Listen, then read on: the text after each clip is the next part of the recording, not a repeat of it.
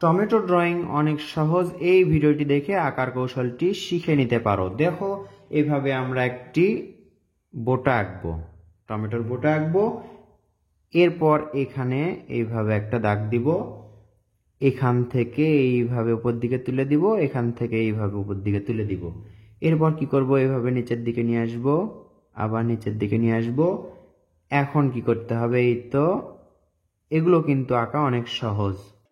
এই তো, অনেক সহজ কাজ। এখন কি করতে হবে, আমাদেরকে একটি গোল শেপ দিতে হবে। গোল শেপ দেওয়া এইভাবে আমরা দিব। এই তো, প্রথমে আমরা অস্পষ্ট করে হালকা দাগ দিয়ে নিলাম। হালকা দাগটা যদি পারফেক্ট হয় তাহলে এভাবে আমরা ফাইনালি দাগ দিব বা দাগটা গাঢ় করব। যদি দাগটা ভালো না হতো তাহলে আমরা আরেকবার ঘষে ঘষে রাবার দিয়ে মিশিয়ে নতুন করে দেওয়ার চেষ্টা করতাম। সুন্দর একটি টমেটো ড্রয়িং করা হলো। এইভাবে হালকা করে দাগ দেওয়া যায়।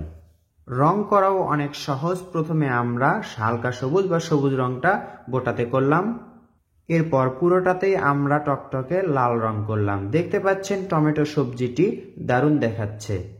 এভাবে আপনি টমেটো সহজ কৌশলে আঁকবেন এবং সহজেই রং করবেন মাত্র 2টি রং দিয়ে।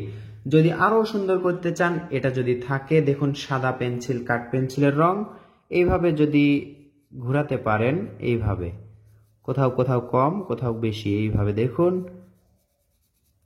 এভাবে যদি একটু দাগ দিতে পারেন বা ঘুষতে পারেন তাহলে কিন্তু আরো চকচক করবে টমেটোটি। দেখতে পাচ্ছেন আমি যেভাবে করছি, একটু ভাঁজ করে টমেটোর যে শেপটা আছে এই শেপে হালকা করে দাগ দিচ্ছি বা পেন্সিলটি ঘষাচ্ছি।